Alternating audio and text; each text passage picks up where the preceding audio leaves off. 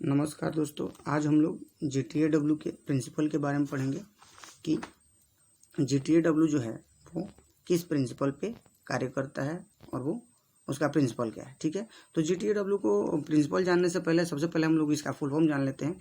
GTAW का full form होता है G for gas, T for tungsten, A for arc, W for welding. Gas tungsten arc welding. GTAW का full form क्या होता है? Gas tungsten arc welding. इसको दूसरे नाम से भी जानते हैं। इसका दूसरा नाम जो है वो है TIG, टिग वेल्डिंग। इसको हम लोग टिग वेल्डिंग के भी नाम से जानते हैं। T for tungsten, I for inert, G for gas, यानी कि टंगस्टन इनर्ट गैस वेल्डिंग। यानी कि GTAW को हम लोग दूसरे नाम से जानते हैं, वो नाम होता है टिग वेल्डिंग, और टिग वेल्डिंग का फुल फॉर्म होता है टंगस्टन इनर्ट गैस वेल्डिंग। ठीक है, तो दोस्तों टंगस्टन इनर्ट गैस वेल्डिंग में जो इलेक्ट्रोड यूज होता है वो टंगस्टन का इलेक्ट्रोड यूज होता है, और जो सील्डिंग गैस यूज होता है वो इनर्ट गैस यूज होता है। और इनर्ट गैस के रूप में जो गैस यूज होता है वो आर्गन और ज़्यादातर हीलियम गैस का उपयोग हम लोग करते हैं एज अ सील्डिंग गैस। ठीक है, तो आज चलिए दोस्तों आगे बढ़ते हैं और प्रिंसिपल समझते हैं कि वो किस प्रिंसिपल पे कार्य करता है और कैसे कार्य करता है। तो देखिए, सबसे पहले दोस्तों आपके सामने एक मैंने डायग्राम बना के रखा है, टिग वेल्डिंग का डायग्राम है, इससे हम लोग समझते हैं। तो सबसे पहले दोस्तों GTAW जो एक प्रोसेस है वो आर्क वेल्डिंग प्रोसेस है, और इस प्रोसेस में जो है इलेक्ट्रिक आर्क जो है वो इस नॉन कंज्यूमेबल टंगस्टन इलेक्ट्रोड और मेटल वर्कपीस के बीच में यहाँ पे देखिए आर्क जनरेट होता है। देखिए यहाँ पे ये टंगस्टन का इलेक्ट्रोड है और ये आपको वर्कपीस है, ये मेटल का वर्कपीस है, इन दोनों वर्कपीस के बीच में जो है हमारा आर्क जनरेट होता है। तो हम लोग क्या बोलेंगे कि इस अगर हम लोग को लिखना होगा तो क्या बोलेंगे, या फिर लिखना होगा तो कैसे लिखेंगे कि GTAW एक आर्क वेल्डिंग प्रोसेस है, और इस प्रोसेस में इलेक्ट्रिक आर्क जो है नॉन कंज्यूमेबल टंगस्टन इलेक्ट्रोड और मेटल वर्कपीस के बीच में जनरेट होता है। नॉन कंज्यूमेबल टंगस्टन इलेक्ट्रोड और मेटल वर्कपीस के बीच में आर्क जो होता है वो जनरेट होता है। यही इसका प्रिंसिपल है। ठीक है, इस आर्क के द्वारा जो होता है, इस आर्क की वजह से यहाँ पे जो टेम्परेचर बनता है वो लगभग 3000 डिग्री फ़ारेनहाइट हो जाता है।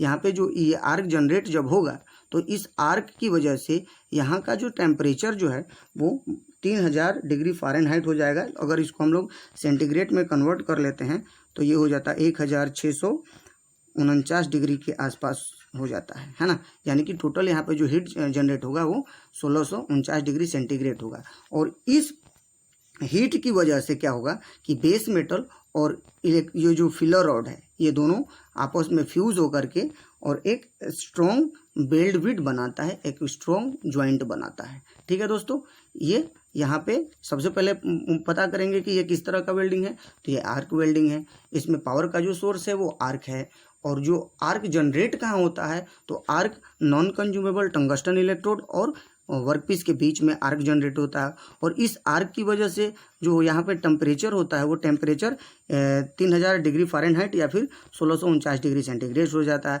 और जब यहाँ पे टेम्परेचर बढ़ जाता है तो इस टेम्परेचर की वजह से जो हमारा बेस मेटल है वो फ्यूज होना स्टार्ट हो जाता है, मेल्ट होना स्टार्ट होता है। उसके साथ साथ अगर हम लोग इसके कॉन्टेक्ट में अगर फिलर रॉड लाते हैं तो फिलर रॉड भी मेल्ट होता है, और जब दोनों मेल्ट होता है तो आपस में फ्यूज होकर के और एक स्ट्रॉन्ग वेल्ड बिट बनाता है दोस्तों। ठीक है, अभी और इसके बाद क्या होता है कि इसके साथ साथ में देखिए सर, इसमें सील्डिंग गैस का भी यूज़ किया गया है।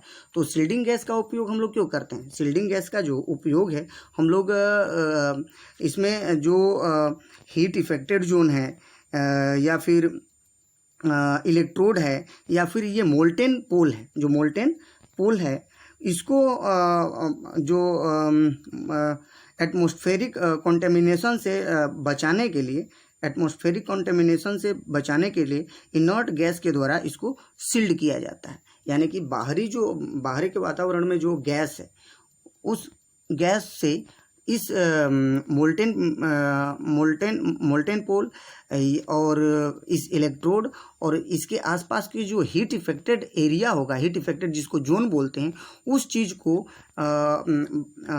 एटमॉस्फेरिक कंटेमिनेशन से बचाने के लिए हम लोग सील्ड करने के लिए हम लोग इनर्ट गैस का यूज करते हैं। इनर्ट गैस के रूप में हम लोग आर्गन या फिर हीलियम गैस का उपयोग करते हैं।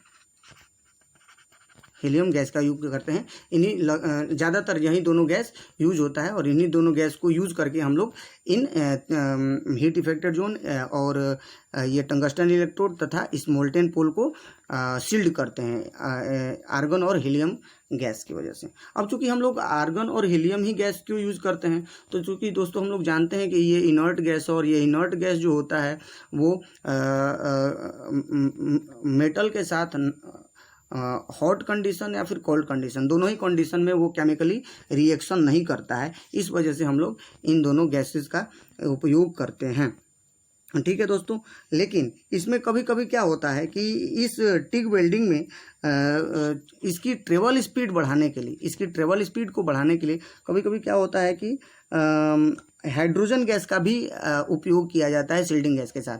अगर इसका ट्रेवल स्पीड बढ़ाना हो तो हमें सील्डिंग गैस के साथ हाइड्रोजन गैस को जोड़ देते हैं तो इसका ट्रेवल स्पीड बढ़ जाता है दोस्तों। तो दोस्तों यही इसका प्रिंसिपल है। प्रिंसिपल में हमें बस यही याद रखना है कि इलेक्ट्रिक आर्क कहाँ जनरेट होता है और ये किस प्रकार की वेल्डिंग है। तो चलिए दोस्तों एक बार मैं फिर से आप लोगों को बता देता हूँ कि क्या होता है। तो इसको हम लोग ऐसे कर बोलेंगे कि GTAW एक आर्क वेल्डिंग प्रोसेस है और इस प्रोसेस में इलेक्ट्रिक आर्क जो है वो नॉन कंज्यूमेबल, ये जो टंगस्टन इलेक्ट्रोड होता है वो नॉन कंज्यूमेबल होता है, कंज्यूम नहीं होता है। तो इस प्रोसेस में जो होता है electric arc non consumable electrode यानी नॉन कंज्यूमेबल टंगस्टन इलेक्ट्रोड और बेस मेटल यानी कि जिस मेटल को हमें जोड़ना है, पेरेंट मेटल, जो मेटल हमें जोड़ना है उसके बीच में आर्क जनरेट होता है या फिर, और इस आर्क के द्वारा क्या होता है कि वहाँ पे जो टेम्परेचर होगा वो 3000 डिग्री फ़ारेनहाइट के करीब हो जाएगा। और ये इस टेम्परेचर के चलते हमारा जो बेस मेटल है और जो अगर हमें फिलर रॉड यूज़ कर रहे हैं तो फिलर मेटल दोनों मेल्ट होकर के, फ्यूज़ होकर के आपस में एक स्ट्रॉन्ग वेल्ड बिट बनाएगा दोस्तों। तो ये इसका प्रिंसिपल होता है। और इसको सील्ड करने के लिए चूँकि ये इसमें वेल्डिंग करेंगे तो इसको सील्डिंग गैस की भी जरूरत होगी। तो सील्डिंग के लिए सील्डिंग गैस के में आर्गन और हीलियम यूज़ करते हैं। क्योंकि आर्गन और हीलियम क्यों यूज़ करते हैं, क्योंकि आर्गन और हीलियम जो गैस है वो अदर गैस के साथ ही साथ जो मेटल हम लोग वेल्ड कर रहे हैं उसके भी साथ ये केमिकली रिएक्शन या फिर कंबाइन नहीं हो पाता है। इस वजह से हम लोग आर्गन और हीलियम गैस का यूज़ करते हैं। और दोस्तों इस प्रोसेस में एक चीज़ मैं और आप लोगों को बता देता हूँ कि इस प्रोसेस में जो होगा इनर्ट गैस की जो सप्लाई होगी, इनर्ट गैस जो ये इनर्ट गैस होगा इसकी जो सप्लाई होगी वो टिग टॉर्च के ही द्वारा किया जाएगा। बाहर से कहीं हम इसके ऊपर बाहर से आप लोग कंफ्यूज मत होइएगा कि सील्डिंग गैस हम लोग बाहर से ला के डालेंगे, नहीं। हम लोग ऐसा इसमें कनेक्शन होता है कि सील्डिंग गैस जो होगा इस टॉर्च के द्वारा ही आएगा, मेटल के ऊपर, वर्कपीस के ऊपर ये आएगा और एक इस तरह से ब्लैंकेट बना देगा चारों तरफ से।